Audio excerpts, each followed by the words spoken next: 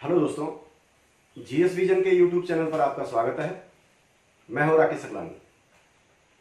दोस्तों, आज हम बात करेंगे विभिन्न प्रतियोगी परीक्षाओं में सामान्य हिंदी के अंतर्गत एक महत्वपूर्ण टॉपिक संधि के बारे में।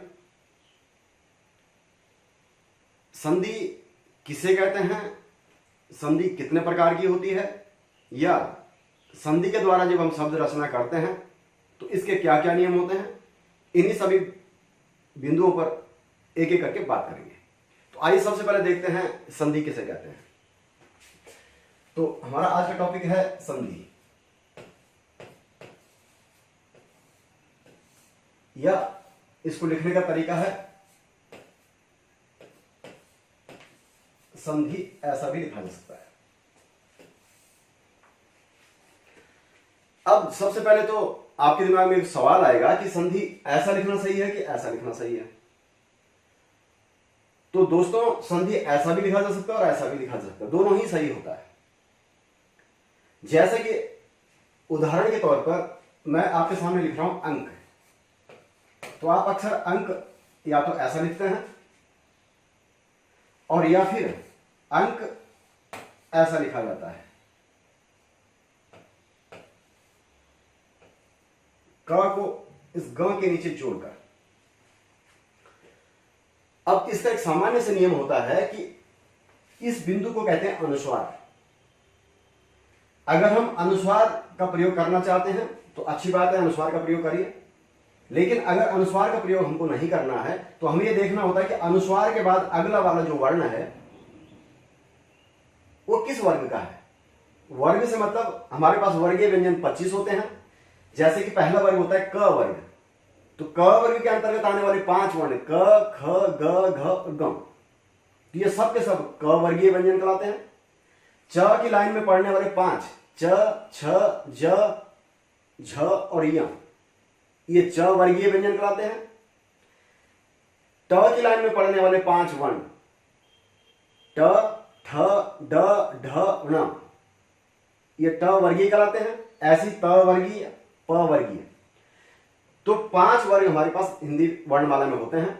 हमें यह देखना होता है कि अगर अनुस्वार का प्रयोग हम नहीं करेंगे तो इसके अनुस्वार के बाद अगला वाला वर्ण जो है वो किस वर्ग का है। अब मान लीजिए क वर्ग का क ही है, तो हम ये देखेंगे क वर्ग का अंतिम वर्ण 5वां वर्ण क्या था। तो क वर्ग का जो 5वां वर्ण होता है वो होता है गम। तो इसका हलंत रूप लेंगे हम, हलंत रूप मतलब आधा रूप। तो हम इसको लिख लेंगे अ, और क का 5वां वर्ण क्या था, ग था, यानी इसको आधा, और इसके बाद क। अब या तो ऐसा भी ठीक है, या तो फिर हम ऐसा कर सकते हैं कि एक अधूरा व्यंजन है और दूसरा पूर्ण है, तो इस पूरे वाले को हम इसके साथ जोड़कर लिख लेते हैं। तो हम ऐसा लिख लेंगे क, यहां छोटा सा दिख रहा है।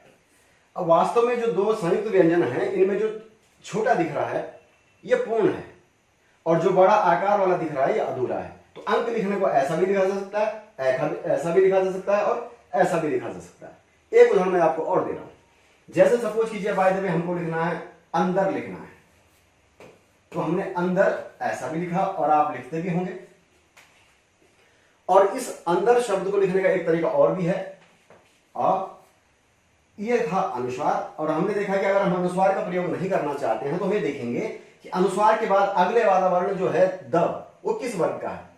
तो द त वर्ग के अंतर्गत पड़ता है, और त वर्ग का जो 5वां वर्ण होता है वो न होता है। तो हम अनुस्वार का प्रयोग ना करके इस 5वें का आधा का न लिख लेंगे, क्योंकि ये त वर्ग का द है और द का जो 5वां वर्ण है वो न है, और तो हम अंदर ऐसा लिख सकते हैं। तो हमारे पास अनुस्वार का विकल्प है।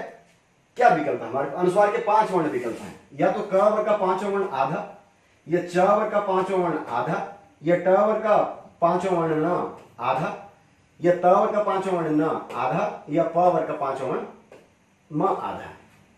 एक उदाहरण के तौर पर और देख लीजिए। अगर हमें खंड लिखना है तो खंड हम ऐसा भी लिखते हैं जो कि ठीक माना जाता है। और अगर आप अनुस्वार का प्रयोग ना करना चाहें तो आप ये देखेंगे कि अनुस्वार के बाद आ रहा है ड, और ड पड़ता है ट वर्ग के अंतर्गत, और ट वर्ग का जो 5वां वर्ण होता है न। तो हम ख लिखेंगे, अनुस्वार का न प्रयोग करेंगे बल्कि ण का आधा रूप लिखेंगे, और ड ऐसा लिख लेंगे। खंड ऐसा भी लिखा जा सकता है। तो दोस्तों ठीक ऐसा ही यहां पर भी हुआ है।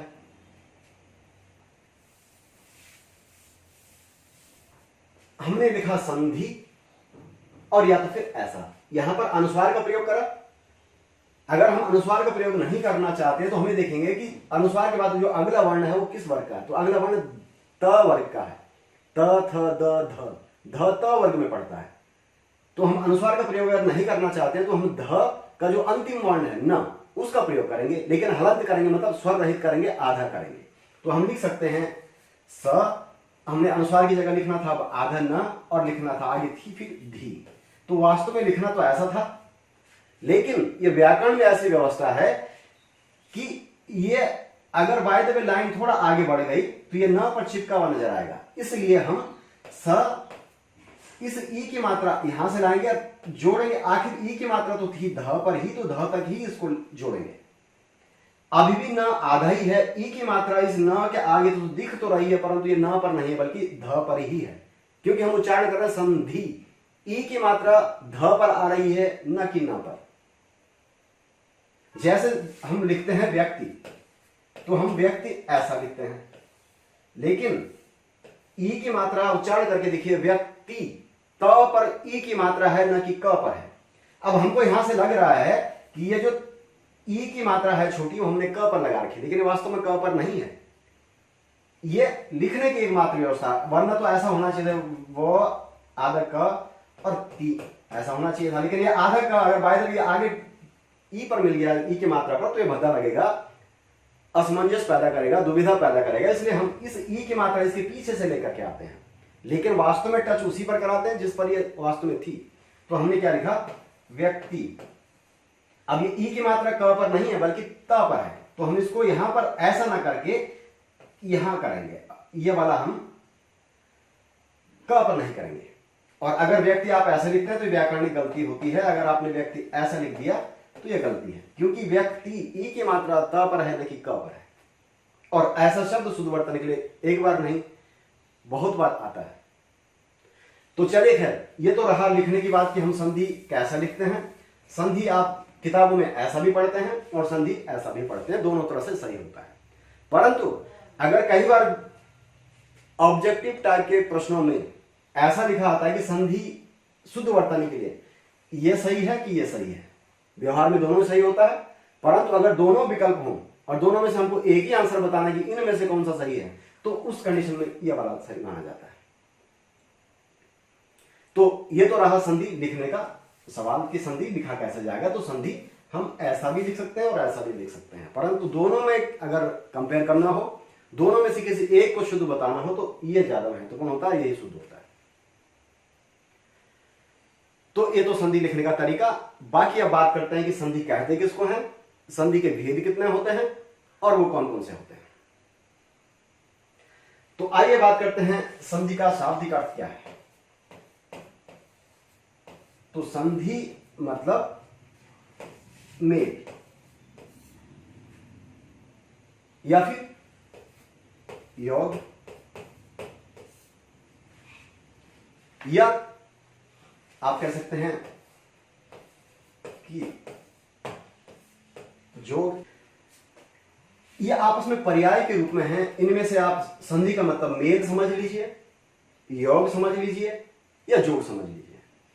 मान लीजिए मैंने 2 और 2 बराबर 4 लिखा, तो मैंने आखिर करा क्या, 2 और 2 का मेल किया, ऐसा भी ठीक है। मैंने 2 और 2 का जोड़ किया, ऐसा भी कह सकते हैं। मैंने 2 और 2 का योग किया, ऐसा भी कहा जा सकता है। या यूं कहेंगे 2 और 2 की संधि कराई, मेल करा दिया। तो ये जब इन्होंने संधि करी, मेल किया, योग किया, तो बन गया 4। तो संधि का जो अपना शाब्दिक अर्थ है वो है मेल या योग या जोड़, कुछ भी समझ लीजिए। तो योग कह दीजिए, मेल कह दीजिए, या जोड़ कह दीजिए। अब वास्तव में सवाल उठता है कि किसका मेल करना है, किसका योग करना है, या किसका जोड़ करना है।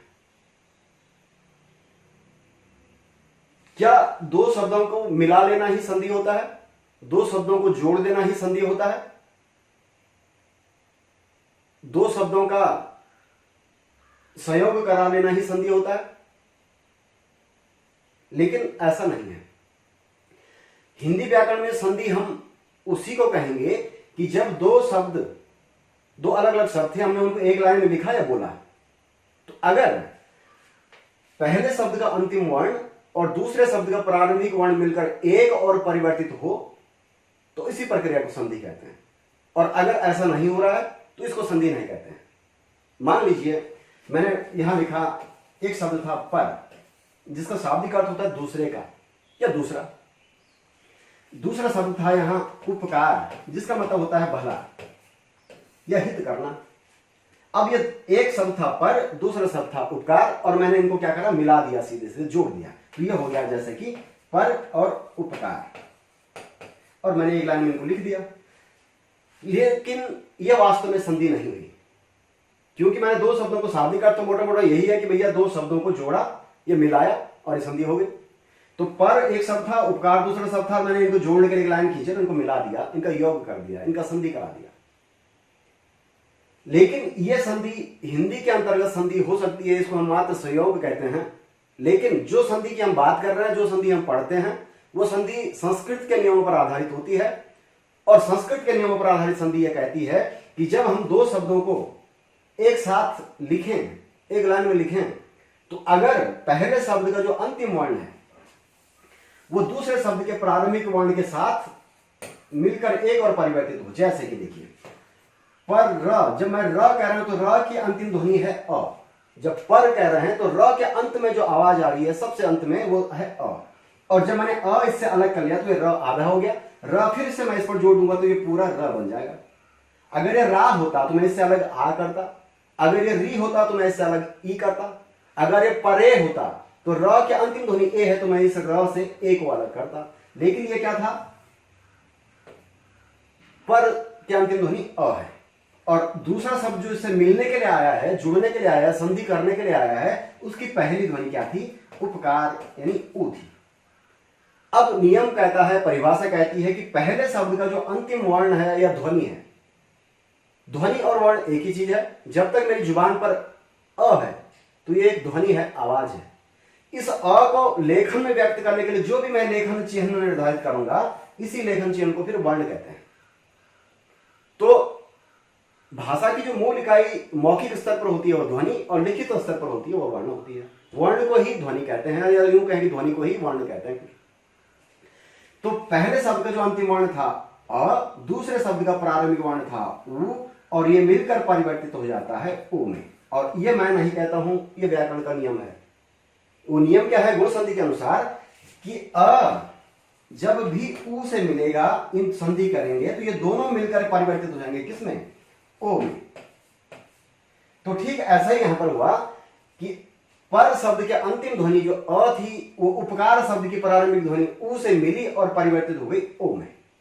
अब देखिए प और ये र अब यहां पर आधा यानी हलंत वाला आधा रह चुका था। क्यों, क्योंकि इसका जो अंतिम ध्वनि अ थी वो जाके मिल गई उ से और परिवर्तित हो गई किसमें, ओ में।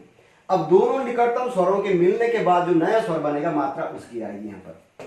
अब ना तो अ रहा ना उ रहा, बल्कि ये दोनों परिवर्तित हो गए किसमें, उ में, और शेष खंड आगे था प का र। अब इस अधूरे व्यंजन के सामने यह हलंत है, मतलब इस पर अभी कोई स्वर नहीं है, क्योंकि इसका जो अ नाम का स्वर था वो जाके मिल गया उ से, और उ के बाद मिलकर परिवर्तित हो गया ओ में। अब इस अधूरे व्यंजन के सामने है ओ, और मात्राएं हमेशा स्वरों की बनती है, तो ओ जैसे ही इस पर आएगा तो यह हलंत अब हट जाएगा। हलंत यह शो करता है कि यह वर्ण स्वर रहित है, लेकिन अब तो यह स्वर रहित नहीं है, इसके साथ आ गया ओ, तो यह बन गया यहां पर क्या, परोपकार। तो संधि में हमने क्या देखा कि सीधे सीधे दो शब्दों को एक लाइन में लिखना नहीं होता है, बल्कि पहले शब्द का जो अंतिम वर्ण है वो दूसरे शब्द के प्रारंभिक वर्ण के साथ मिलकर अगर एक और परिवर्तित हो जाए तो इसी प्रक्रिया को हम संधि कहते हैं। और अगर ऐसा नहीं हो रहा है तो हम इसको संधि नहीं कहते। मान लीजिए कि ऐसा है एक शब्द है जल और दूसरा शब्द है वायु। ये अलग अलग थे, जल अलग चीज है और वायु अलग चीज है, लेकिन हमने दोनों शब्दों को एक लाइन के अंतर्गत लिख दिया है। अब आपसे कोई पूछे कि इसमें कौन सी संधि है, तो इसमें संधि है ही नहीं। संधि तब होती है जब पहले शब्द का अंतिम वर्ण ल के अंत में है अ, वो अ इस व के साथ मिलकर किसी और वर्ण में परिवर्तित होता, लेकिन यहां पर ऐसा है नहीं। दोनों ही शब्द जो अलग अलग थे वो एक साथ जुड़ने के बाद भी अलग अलग दिख रहे हैं। एक लाइन के अंतर्गत होने के बाद भी अलग अलग दिख रहे हैं।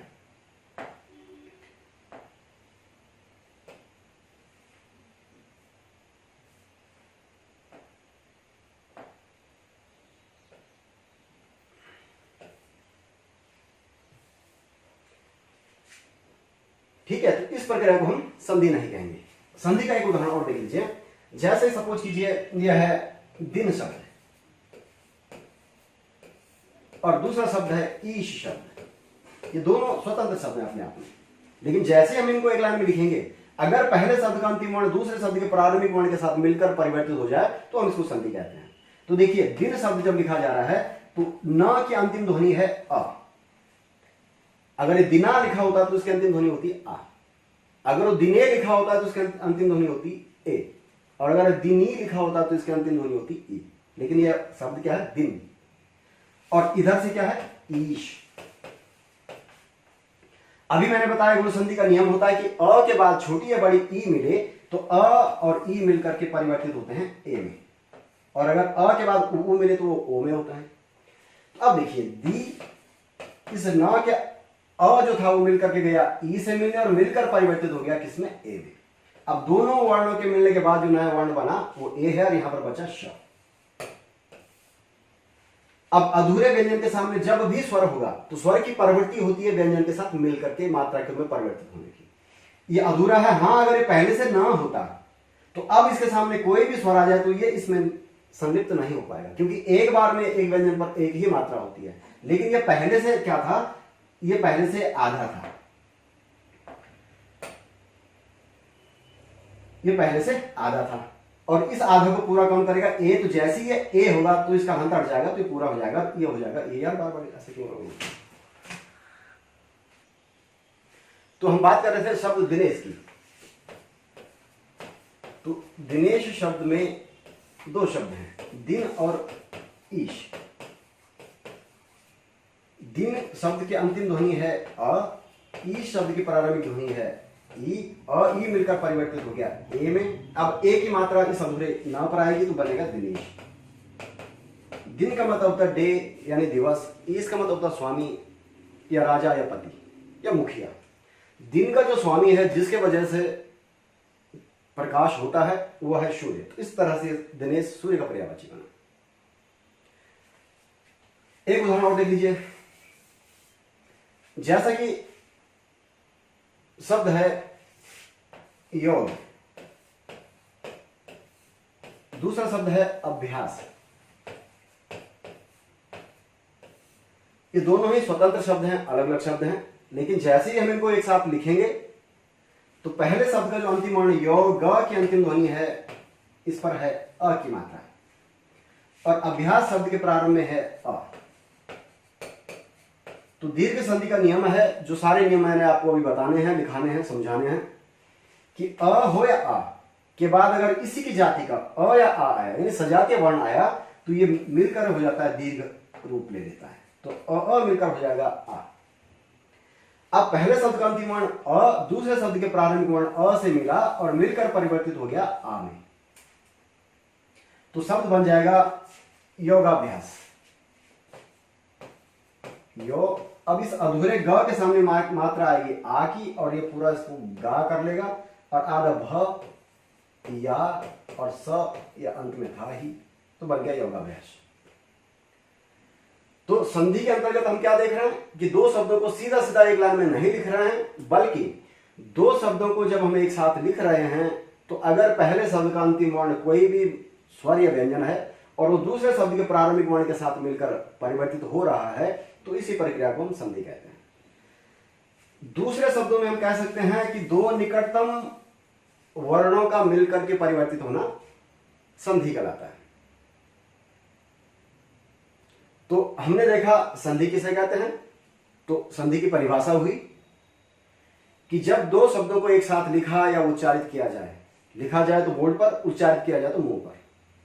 तो लिखा या उच्चारित किया जाए तो अगर पहले शब्द का अंतिम वर्ण दूसरे शब्द के प्रारंभिक वर्ण के साथ मिलकर एक और परिवर्तित हो तो इस प्रक्रिया को संधि कहते हैं। या दो निकटतम वर्णों का मिलकर के विकृत होना, परिवर्तित होना किसी तीसरे वर्ण में परिवर्तित हो जाना ही संधि कहलाता है। आइए बात करते हैं संधि विच्छेद की। संधि विच्छेद,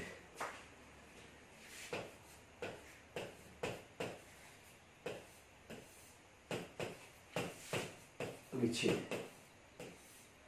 अब जैसे शब्द का जो शाब्दिक अर्थ है वो खुद ही स्पष्ट हो जा रहा है कि हमने बात करी थी संधि का मतलब मेल या योग, और विच्छेद का मतलब होता है अलग अलग करना, तोड़ देना।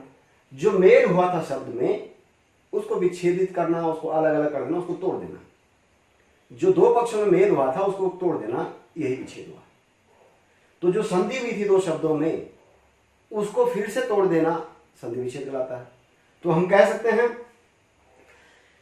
कि किसी शब्द को खंडित करना संधि विच्छेद कहलाता है। बहुत सामान्य बात है और सही बात है, लेकिन खंडित करना संधि विच्छेद तो है, पर उस शब्द को खंडों में, ऐसे खंडों में तोड़ना कि उन खंडों का भी कुछ ना कुछ अर्थ आए। अगर हमने किसी शब्द को ऐसे खंडों में तोड़ दिया, खंड उसके दो तीन कुछ भी कर लिए, लेकिन उनका कुछ अर्थ नहीं आ रहा है, तो उसको संधि विच्छेद नहीं कहेंगे।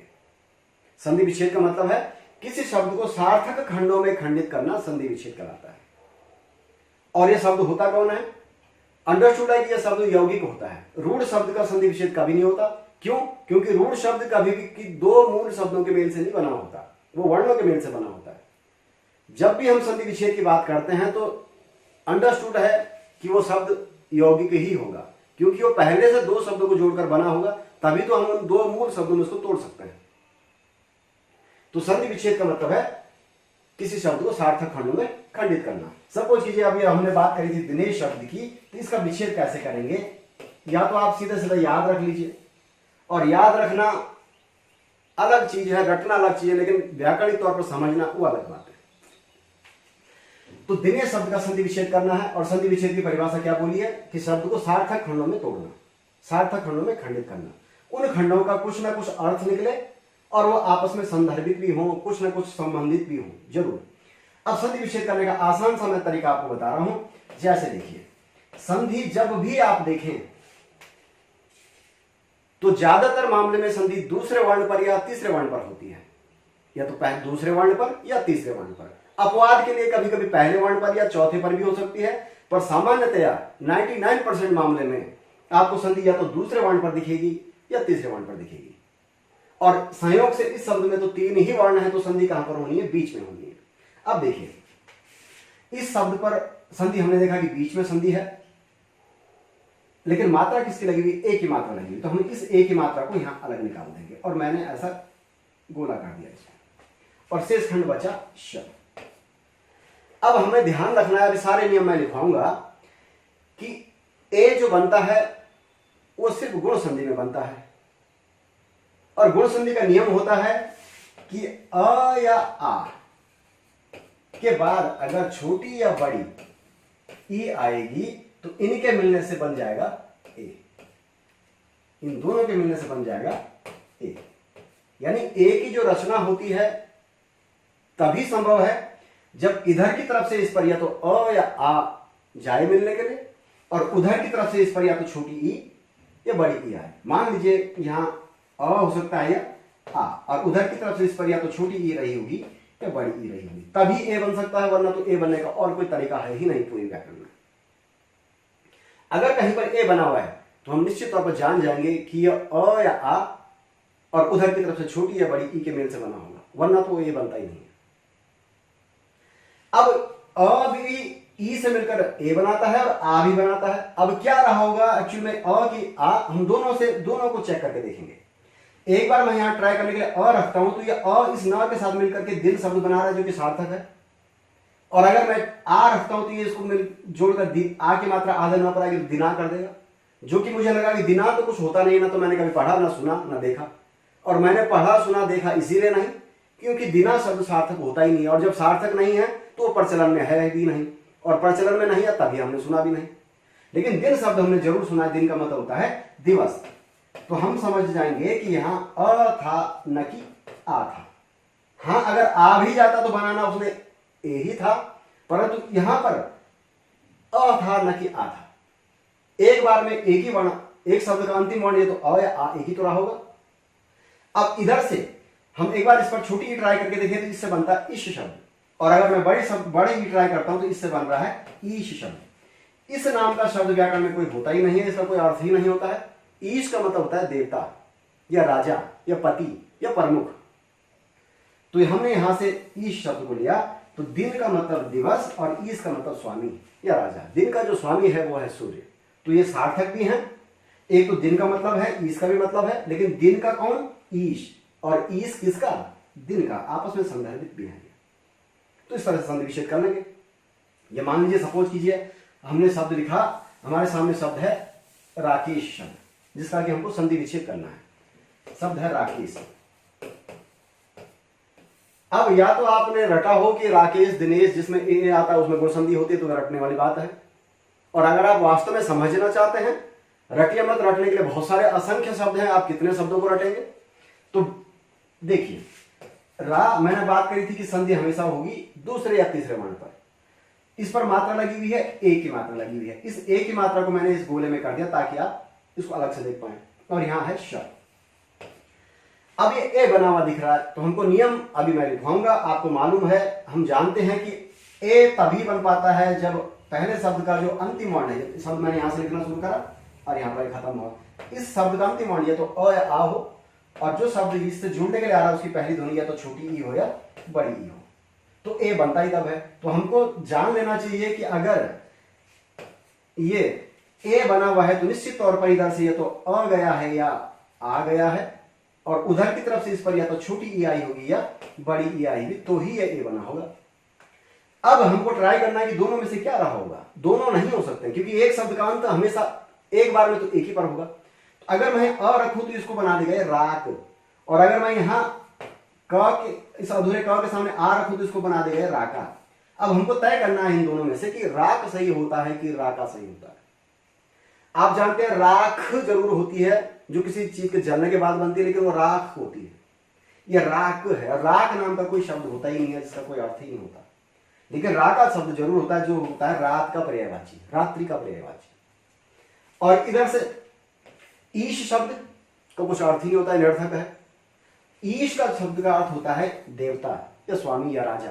रात का जो स्वामी है, मालिक है, वो आप जानते हैं चंद्रमा, और इसीलिए चंद्रमा का पर्यायवाची है। एक उदाहरण और देख लेते हैं। सपोज कीजिए शब्द था परोपकार, और आपसे किसी ने पूछा इसका संधि विच्छेद क्या होगा। या तो आप रटे में हैं कि ए की मात्रा या ओ की मात्रा और या फिर अर, ये तीन मात्राएं गुण संधि में बनती हैं। तो आप या तो रटे हुए हैं कि ए ओ अर दिखेगा बीच में शब्द के दूसरे तीसरे वर्ण पर, तो हम समझ लेंगे कि यह गुण संधि है। और अगर आपको रटना नहीं है तो आप यहां पर संधि विच्छेद करके देखिए। मैंने बात करी थी शब्द छोटा है वो बड़ा, अधिकांश मामले में संधि उसके दूसरे या तीसरे वर्ण पर होती है। तो प इस र पर से जब मैं ओ अलग कर दूंगा तो र कैसे हो जाएगा? आधा हो जाएगा। और आधा लिखने का तरीका क्या होता है, उसके नीचे हम हलंत लगा लेते हैं। और आगे क्या है? प का र। जब मैंने इस रो से ओ अलग करा तो र की पहली ध्वनि रो, र आधा और उस पर अंत में था ओ। मैंने ओ अलग कर दिया तो र हो गया आधा। अब इस पर कोई स्वर नहीं है, इसके सामने जो भी स्वर पड़ेगा इसको पूरा कर लेगा। अगर मैं इसके सामने ओ लिखूं तो ये रो हो जाएगा, इस अधूरे र के सामने मैं अ लिखूं तो ये र हो जाएगा, आ लिखूं तो ये रा हो जाएगा, ई लिखूं तो ये री हो जाएगा, ए लिखूं तो ये रे हो जाएगा। अब ये बना हुआ है ओ, तो हमको चेक करना है कि ओ कब बनता है। हमें मालूम है, अभी नियम में लिखवाएंगे आपको आगे, कि ओ सिर्फ एक कंडीशन में बनता है और वो कंडीशन है गुण संधि की। गुण संधि में ओ तभी बन पाता है जब पहले शब्द का अंतिम वर्ण या तो अ हो या आ, और जो शब्द उससे जुड़ने के लिए आया, संधि करने के लिए आया है, उस शब्द की पहली ध्वनि, पहला वर्ण उसका उ या बड़ा उ, तो ही ओ बन सकता है। अब ये ओ बना हुआ है तो हम समझ लेंगे कि इधर की तरफ से भैया इस पर या तो अ गया होगा या आ मिलने के लिए आया होगा, और उधर की तरफ से इस पर या तो छोटा ऊ रहा होगा या बड़ा ऊ रहा होगा, तो ही ओ बन सकता है। वरना ओ बनने का और कोई भी नियम नहीं है। अगर कहीं पर ओ बना हुआ है तो अ या आ इधर से आया होगा और छोटा ऊ या बड़ा ऊ उधर से आया होगा, यही संभव है। अब हमको यहां से देखना है कि यहां से अ रहा था कि आ रहा होगा। अगर मैं यहाँ अ रखूं चेक करने के लिए क्या रहा होगा, तो ये अ यहाँ जैसे ही आएगा तो ये र पूरा कर देगा, तो ये हो जाएगा पर। और अगर मैं यहाँ चेक करने के लिए आ रखूं तो ये इसको कर देगा परा। अब हमको दोनों शब्दों में से डिसाइड करना है कि कौन सा शब्द ऐसा है कि जो शुद्ध होता है, जिसको हम कभी लिखते हैं, पढ़ते हैं, बोलते हैं, हम उसी को लिखते होंगे, पढ़ते होंगे, बोलते होंगे जो सार्थक होता होगा। परा का कोई मतलब नहीं होता, लेकिन पर का मतलब होता है दूसरे का। तो हमने सेलेक्ट कर लिया, यहां से पर शब्द रहा होगा। इधर अगर मैं छोटा ऊ लिखूं तो ये उपकार शब्द बना रहा है, और अगर मैं इसके सामने बड़ा ऊ रखूं तो ये उपकार शब्द बना रहा है। अब आप खुद ही चेक कर लीजिए कि उपकार शब्द सही होता है कि उपकार शब्द सही होता है। तो उपकार नहीं होता, बल्कि उपकार का मतलब होता है भला, और पर का मतलब दूसरे का। यानी ये मूल शब्द क्या थे, पर और उपकार। तो इसका संधि विच्छेद हो गया। एक अंतिम उदाहरण संधि विच्छेद का और आपको बताता हूं। सपोज कीजिए ये लिखा हुआ है महोज, लिखा हुआ है, ये महोजस्वी लिखा हुआ है, और आपसे किसी ने पूछा कि इसका संधि विच्छेद कैसे करेंगे, इसमें कौन सी संधि होगी। तो एक तो आप वैसे ही पहचान लेंगे कि ए या फिर औ, ये जो दो मात्राएं होती हैं ये वृद्धि संधि में बनती हैं। अगर किसी शब्द में वृद्धि संधि है तो उसके दूसरे या तीसरे वर्ण पर या तो ए की मात्रा दिखेगी या औ की दिखेगी, और अगर ये दो मात्राएं उस पर नहीं दिख रही तो उसमें वृद्धि संधि कभी भी नहीं हो सकती है, कोई और संधि होगी। और वृद्धि संधि का नियम होता है, वृद्धि संधि कहती है कि अ हो या आ के बाद अगर ओ आए, चाहे तो औ क्यों ना आए, ये मिलकर के औ बना लेता है, औ ही बनाता है। मतलब पहले शब्द का जो अंतिम वर्ण है वो तो या तो अ हो या आ, और जो शब्द जुड़ रहा है वो या तो ओ से शुरुआत करे या औ से करे, तो मिलकर दोनों परिवर्तित हो जाएंगे किसमें, औ में। अब इसमें औ बना हुआ दिख रहा है हमको, यानी ये कैसे है, मां इस ह पर मात्रा लगी है औ की, और जैसे मैंने ह से औ अलग किया तो ये ह अब आधा हो गया, यानी हलंत वाला हो गया, और शेष आगे है जस्वी शब्द।